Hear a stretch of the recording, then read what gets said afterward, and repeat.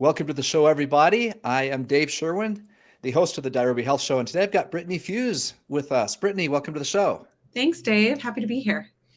I'm happy to have you here, and I'm excited to talk to you. And we could go all over the map because your resume and your background is so interesting. And maybe we will go all over the map. But let me just read to everyone your bio so they get a feel for who you are if they don't know you already.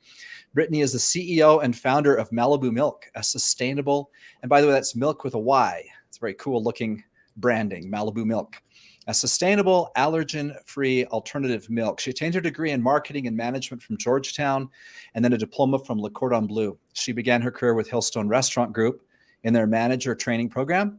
She spent time working on the line at a 3-star restaurant, Le Bernardin. How do you say that, Brittany? Le Bernardin. You got it. Le Bernardin. Okay. I imagine there's some kind of a French flair to it or something. Okay. As well as worked at the Food Network. So Brittany, thanks so much for coming on the show. Yeah, I'm very happy to be here. And another part I didn't really say or wasn't in that bio anyway, but you are a mompreneur. Very, very much so. And I am 39 weeks and 5 days pregnant today. I have baby number 2 due in 3 days. So feeling very mom-like at the moment. You're feeling very mompreneurish today. Yes. Will you look good? Has your pregnancy been good? You're doing okay physically? Yeah, I know. I'm grateful. I've been able to. I got an Apple Watch a few months ago, and I've been doing 10,000 steps a day. So I'm very happy about that, and grateful that I've been able to stay active. I have several friends who've been bedridden or super sick during pregnancy, which is not fun. So I've been, eating healthy, getting my exercise in, and giving birth is like the biggest, athletic event of your life. So you definitely don't want to be a couch potato beforehand. If you can stay active, you want to, so that you're ready to go into labor. Well, I am very close to the birth process because my wife is a birth assistant and a doula, and she's apprenticing as a midwife. No way. Yeah. And as a matter of fact, last night we're just getting ready to get in bed. We're going to bed early for once in probably a few weeks. Okay. And she's literally pulling back the covers to get in when she got the text she's got to go to a birth. And so she heads out the door. She got home at 4 o'clock in the morning. She sleeps most of the day. And about an hour ago, she got another text. No. And off she goes. Busy woman. Where are you guys based? We are in Provo, Utah. Okay, cool. She's in Los Angeles. I might need to just speak to her because I hired a doula for my first pregnancy, and COVID happened like a month before, 6 weeks before my son was born. And then no one was allowed in the hospital. So I wasn't allowed to use my doula. And it was pretty disappointing because my husband is great, but he doesn't know what to tell me to do in birth. I don't even know what to do in birth. So it would have been really nice to have an advocate with experience, knowing what the options are, knowing how to tell me to breathe. And it was tough. Well, I don't know what's happening everywhere else, but I know that here the amount of home births has gone through the roof. Yeah.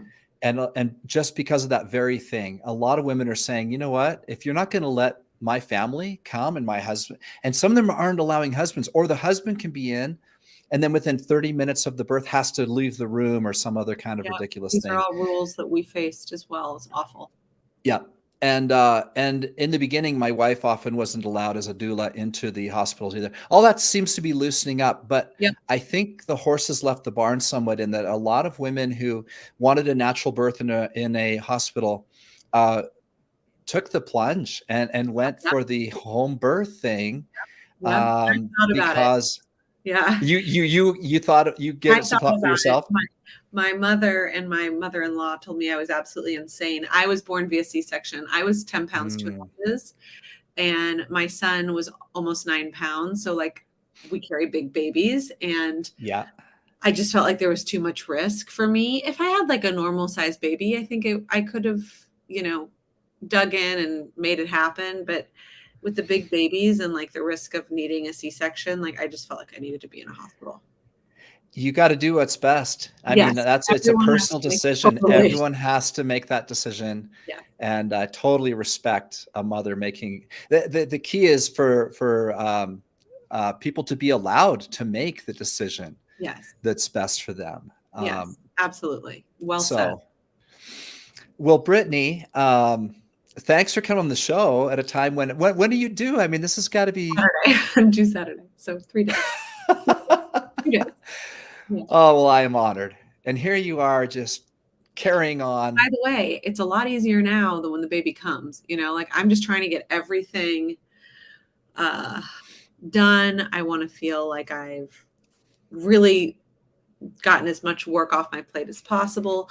When you're a founder and a mompreneur, there's no real maternity leave. However, I have 2 incredible board members that are, one of them's an industry beverage vet and the other is a tech, expert, and they are stepping in and they are going to help me run my business for a few weeks so that I can have some much needed time with my family. And I'm so grateful because I know that a lot of women who have their own businesses don't get to do that at all. I will still be on email every day. That's just the reality of being a working, parent who has their own business. But I'm going to really try to take a step back and not have the millions of phone calls and all the other stuff. So I love it. I love it. And when did you start Malibu Milk? I started Malibu Milk in 2018, 2019. Okay, so still pretty new. Very new. Yeah. And yet you're having some success. You've got your product out in some important places, right? Yeah, I mean, success is relative, right? but I'm really excited about where we're at and where we're headed. We are in a ton of grocery stores. We actually just got some really exciting news today. We're going to be going into BevMo locations in Southern California for our new ready-to-drink coffee and matcha lattes. We got a note that some Twitter offices are placing some product. We've got lots of exciting things happening. We're in a lot of grocery stores all over the country. So Whole Foods in Southern California, New York, Rocky Mountain. We're launching in Albertsons in Texas this month. We're in Ralph's now. We're all over LA. We're in a lot of stores in Northern California. We're in Seattle, Mid-Atlantic. And then you can always buy our product online as well. And Dave, I'm going to give your listeners a code so that if they want to try Malibu Milk, and I want to tell you what makes Malibu Milk so special, obviously, too. I think that's really important. But we'll do Dave 20 so that if they want to try Malibu Milk, they use Dave 20 and they'll get 20% off their first order. Ooh, generous. Thank you. Yeah. Well, let's first of all back up a step and talk conceptually, because as a fitness nutrition coach, I am constantly harping with people on my rule number 1, which is drink water and lots of it and less of other things. And there's a spectrum. Yeah, there you are with your water. And on the far side of the negative spectrum is alcohol. Okay, so alcohol is probably the biggest offender when it comes to things we consume that hurt our health. And then as we move from that scale, of course, the realm that you're dealing in is milk. And milk has this, paradoxical kind of a place in our society, because many people think of it as a health food. Others think it's the devil. And people are kind of all over the map. And so generally speaking, the way I look at a business like yours is that you're one of those people that's trying to help people consume more healthily in the liquids that they're taking in, right? So as much as we want to drink water, and you and I both are sitting here and we have our water bottles and we drink water all day long, but it's not the only thing we ever want to drink. And I'm certainly not going to pour it on a bowl of cereal. Totally. That's the perfect Right. analogy, right? Like there's certain things like, overnight oats, for example. Can't really make overnight oats with water. It just doesn't work. The same way that cereal just doesn't really work with water. There's you can put water in a smoothie.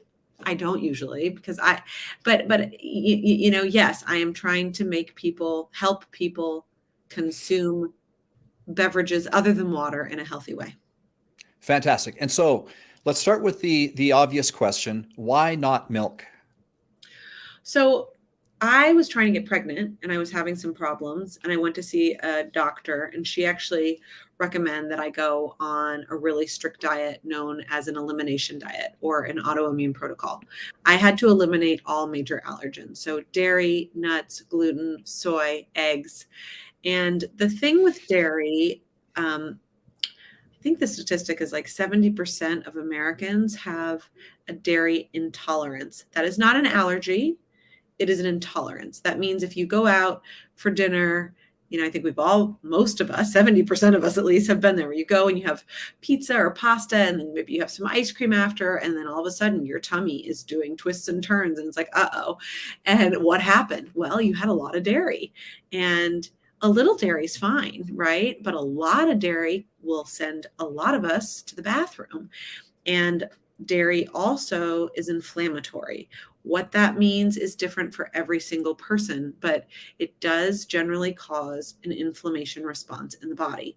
So when I was trying to get pregnant, my doctor wanted to eliminate, all of these major allergens that can cause this inflammation. And one of the first things to go was milk. And then she said, and nuts and soy.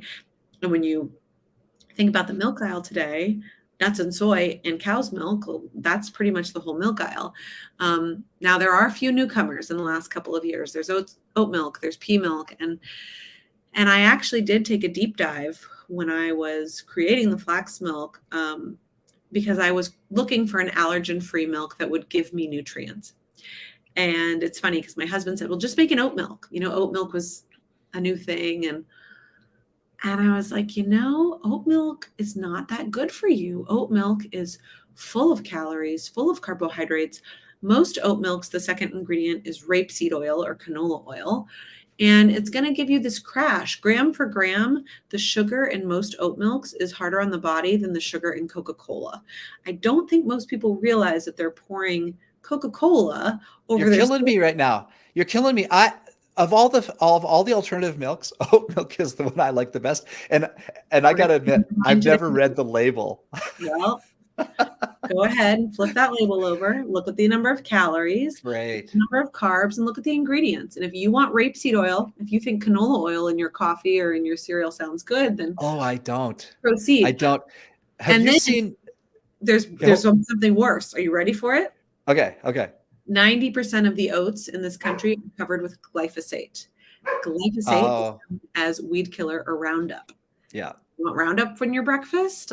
No. So and by the way, there's holes in almost all of these plant milks. So few of them actually give you any added nutrients. We're using the whole ground flaxseed. We're grinding it up really tiny. It's an ancient superfood that you would maybe add to your smoothie anyway. And now you can have it in milk form. So I was on a mission to create a milk that actually added nutrients to the diet. And that's what I've done. Do you know Udo Erasmus? No. Ever read Udo's Oil? No. Okay, look him up. So Udo started the flaxseed movement back in the 70s. He was on my show. Maybe 10, 15. Yeah, Udo's Oil is a worldwide brand. I think it's a $1 billion company. I've seen this. I didn't know it was flax. Is it mostly flax oil? Yeah. Before Udo, there was no such thing as flaxseed oil. He's literally the inventor, and he's still going strong. He's in his 80s or 90s now. Of course he is. He's going to live to be 300 because he's having his flax oil every day. Yeah. He's a real mover and shaker in the flaxseed arena. And so I'm familiar with the benefits of flaxseed and cool. Next time you're at a local health food store, it has to be kept in a fridge. Yeah. And so most health food stores have a fridge of Udo's oil. I've seen it. I know I've seen it. Yeah. And so he's another guy in the flax space. And so those of you interested in learning more about the benefits of flax, this is the second interview in, like I said, about 10. We've talked about flax. But Brittany, for those who haven't heard Udo talk about the incredible benefits of flax, why don't you spend a minute and talk about why you decided to make that the base of your product? Well, flaxseed, like I said, has been around for thousands of years. So it's an ancient superfood. And the list of health benefits is really long. So it's known for improved cholesterol. It's known for its high fiber content, high protein content.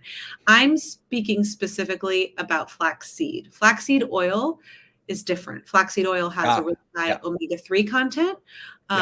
However, it's not going to have the protein and the fiber because you've stripped the seed and you're just pulling the oil. We're using the whole ground flaxseed. We're the only milk, I think we're the only milk in the US that does this actually, that uses the whole ground flaxseed. So you get that fiber, that protein, and the omega-3s. You get a ton of omega-3s because we're using the whole seed. Flaxseed is the largest vegan source of omega-3s, period. And what's really great about the flaxseed, I think, is the fiber, because so many of us today have concerns about digestion, and digestion can cause, again, more inflammation. So flaxseed is anti-inflammatory, and it helps with digestion. It helps with your gut health. Flaxseed is full of prebiotics. So again, great for the gut, and it's known for improved skin health, hair health. Like the list just goes on and on and on. It was basically like, why not flaxseed? Like there's no reason. And on top of all of that, the flax flower is sustainable. The only water required for the flax flower is natural rainfall. So it really checks every single box. You'll be happy to know that even my dog gets flaxseed every day. I mean, good for your dog. I have a batch of food cooking for her right now, as a matter of fact. Wow. So I found a recipe on the American Kennel Club that includes chicken and rice and other vegetables and some spinach and some blueberries and 6 tablespoons of flaxseed. Is part of that recipe. And then I put it in my smoothies. So I buy it by, bulk. I buy a huge bag of it, and you keep it in the fridge? No, I don't. Do I need to? I mean, it depends how quickly you go through it, but flax can oxidize, so it's best to keep it at least in a dark, cool area. But as long as your pantry is dark and cool, it's fine. I keep it in the pantry. It'll last longer if you keep it in the fridge. Okay, I did not know that. Great tip. Yeah, because I'm a big fan. Like you said, one of the biggest things that you said right there, and they're all important, but fiber, right? Our typical American diet is just way low, a lot lower on fiber than it should be, and even those of us that try to eat really healthy can struggle to get fiber. Exactly. It's actually recommended that you get 25 grams of fiber per day for adults, and it's hard to do, depending on, especially if you're having a lot of carbs. The carbs I try to kind of keep the carbs low, but the fiber, you just feel so much better when you have the right amount of fiber and when your digestion is working well. And actually, I should mention too, for folks like you who like the oat milk, we do have a flax oat blend, which is the perfect kind of gateway into flax milk. We're using organic certified glyphosate-free oats. We're not using Roundup free. Perfect. And we're not using any oil in our oat milk. And our oat milk is unsweetened and low in calories and low in carbs. So there is an option. How do you flavor it? How do you flavor Malibu milk? Your original? We don't. So there are four flavors. Okay. But we have one that's a vanilla. We're using real organic vanilla extract. Vanilla extract is so expensive. It costs more by the pound than sterling silver, but we wanted to use the real deal because, listen, I'm pregnant, I'm a mom, I want my family having the best of the best ingredients. So that's what we're using. We have a slightly sweetened flavor, which is so delicious. It's my favorite. We use organic dates in that. So there's no refined sugar. There's just organic dates to sweeten it and the flaxseed. And then we have our oat flax. And then we have our just unsweetened, which is the most neutral. You can use it in mac and cheese or mashed potatoes or, anything that you would normal cow's milk. Okay. I want to back up and actually kind of change directions. We'll come back to Malibu milk at the end again, but there's a couple things in your bio that I want to hit on to make sure I don't miss them while I've got you here. And one of them is that you worked at a Michelin 3-star restaurant. Now that's for those that don't know, that's as good as it gets, right? Yeah. There's no Michelin 4-star restaurants. No. Like 3 stars is as many as a place can get, and they're not easy to get. And one of the epiphanies of my health life as I've gotten older is the fact that for much of my life, I did not put in enough time and effort making healthy food tasty. Oh. So it was, and I think a lot of other people are like me, that they think, oh, I should have a salad. What a letdown. Instead of thinking, I know how to make a really, really great salad, or I know how to prep veggies in a way that if I serve them to people, they're like, oh my gosh, how did you do this? These are incredible. And that is a way better way to eat healthy than enduring food that you don't like. Yes. Right?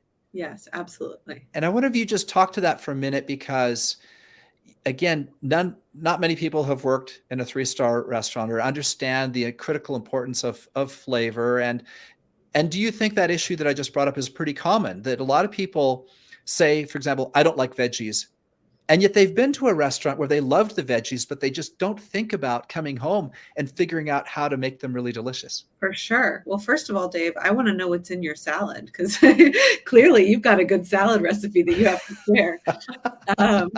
Is it a complex salad, or is it an easy salad?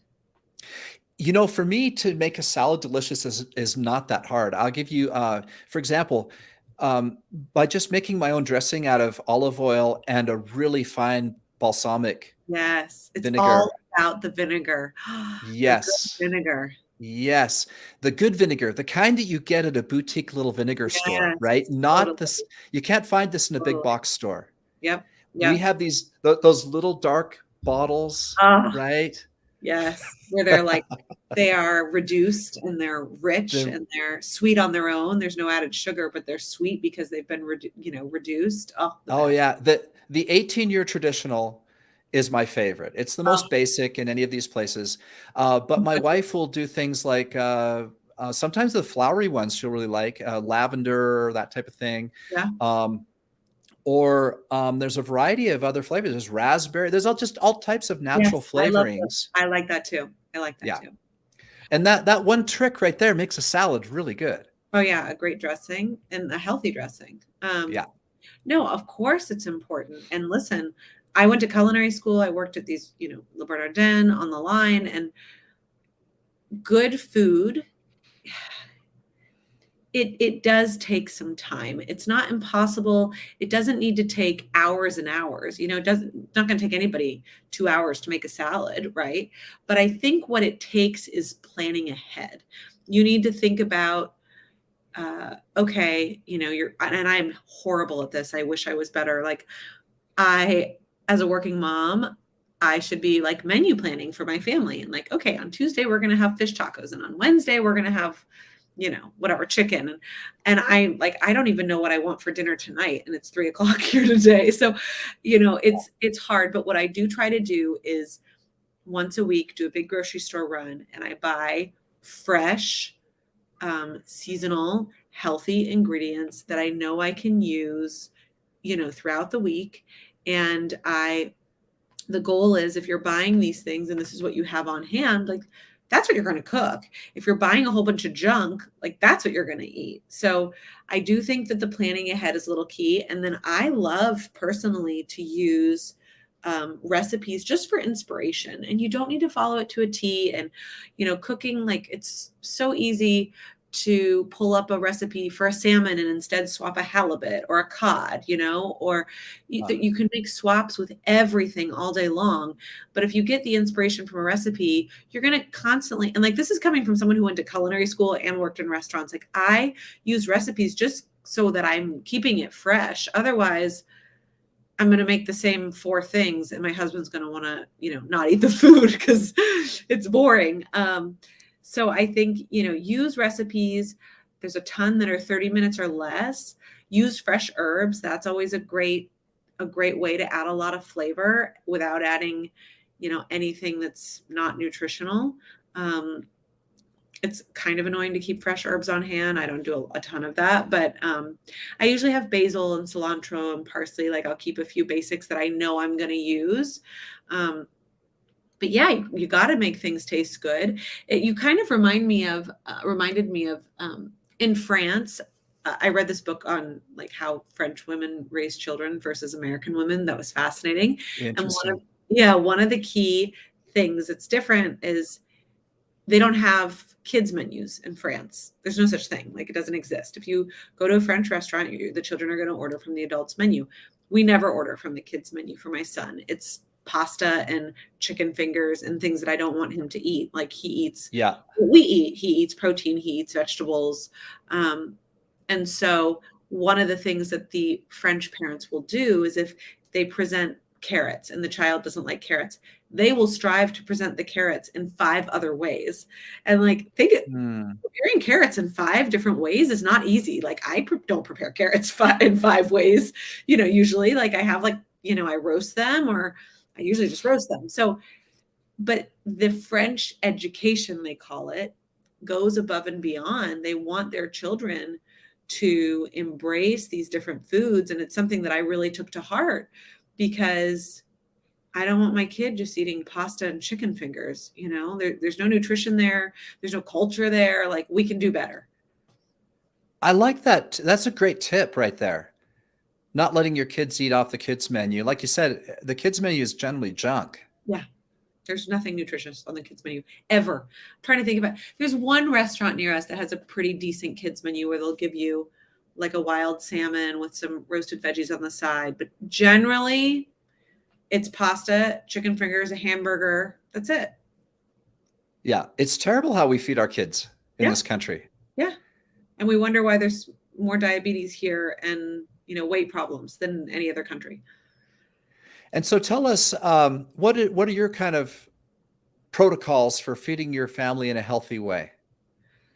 I try to keep it, we always have a protein and a vegetable.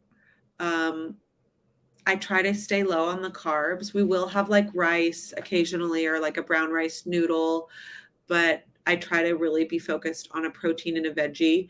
Okay. Usually a couple of veggies for any meal. I'm trying to buy everything organic. If we're having meat, I want to have grass-fed meat. I think those are the ways to keep a varied diet, keep it interesting, and stay healthy. Where do you buy your meat? I'm usually just buying it at the grocery store. I honestly don't have time to go to a butcher, and I wish I did, but I'm usually, Whole Foods, Erewhon, and I'm buying grass-fed organic where I can. Yeah. Okay. Because they have it, so it's becoming easier to buy good meat. Thank God. And you want to look for the 100% grass-fed, right? Because they can say grass-fed corn finish. You don't want that. You want 100%. Interesting. Yeah. Yeah. Okay, cool. We're lucky here. We have ranches nearby. The dream. And me and my friends go in on we're just finishing up half of a pig, and we send it to the butcher, and then we tell the butcher how we want the cuts. Wow. That's so cool. And then same with beef. And I'm also trying to eat less meat. I'm like you. I want protein to be the main macro. Yeah. That's too many people eat too many low quality carbs and not enough high quality protein. That's just a fact of our. And to me, we are never sitting down at home to a bowl of pasta. I very rarely. If we'll go out or if we're traveling, like, sure, but yeah, I want protein. And my pediatrician said for my son, you need to make sure he's getting enough protein. He's a growing boy. Like, that's what he needs. Yeah.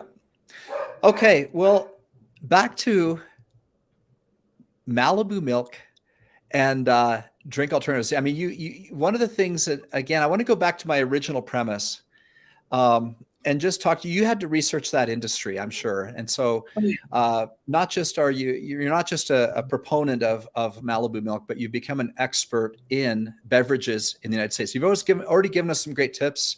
You educated me to be more careful about oat milk, which I'm kind of perturbed about that, but I'm really happy. That's kind of the way health tips come, right? Is like, dang it, I liked that. Well, now you know. Shame on me, because I should have read that label, right? I should know that myself. And so, what other things have you learned along the way about this, to my original concept?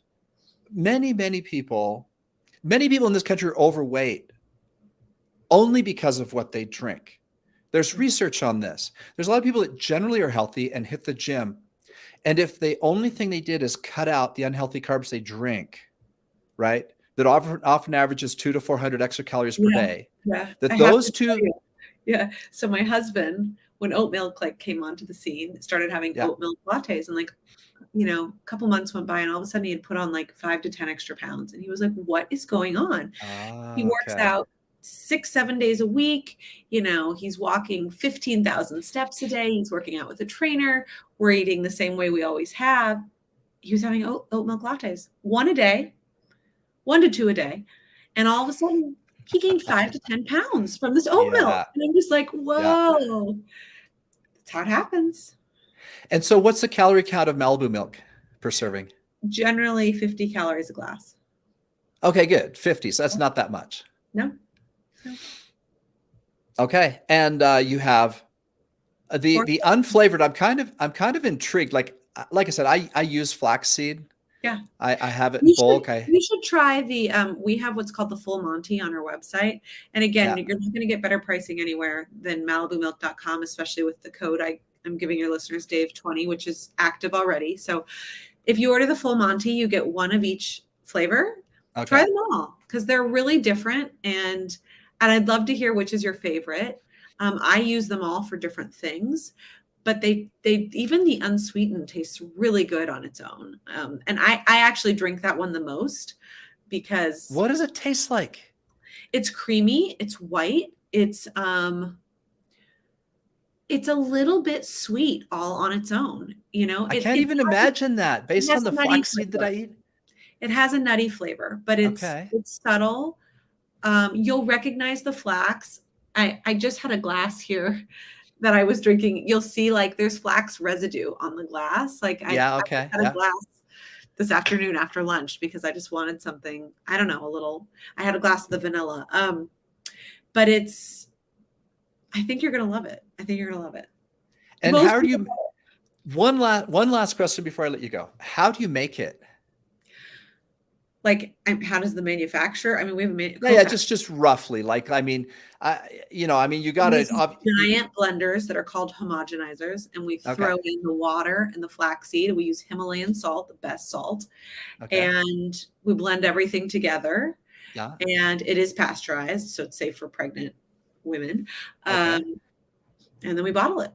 That's pretty much it. It's a pretty simple processing. Yeah, just blend it with water until it.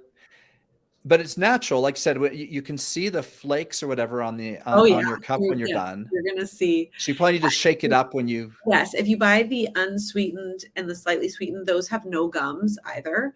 So you got to shake it. You've got to shake it. But you're going to see flax particles. But that's where you're getting that beautiful fiber, and it's got a good texture too. So I'd love to hear from you after you try them, which is your favorite. I will use the code you made for us, and I'll buy it and I'll try it. And for everyone listening, and if you joined us late, Brittany Fuisz, she is the founder of Malibu Milk and is due with her second baby on Saturday. Today's Thursday for those of you listening down the road. And your wife is at a birth. Is she still there? My wife is at a birth. She just left. It's a first-time mom, so chances are she's going to be there a long time. Be a while. First-time moms tend to take the longest, but it's a beautiful thing. And congrats on your successful pregnancy. If we had more time, I know you have a lot to say about healthy pregnancy. I do.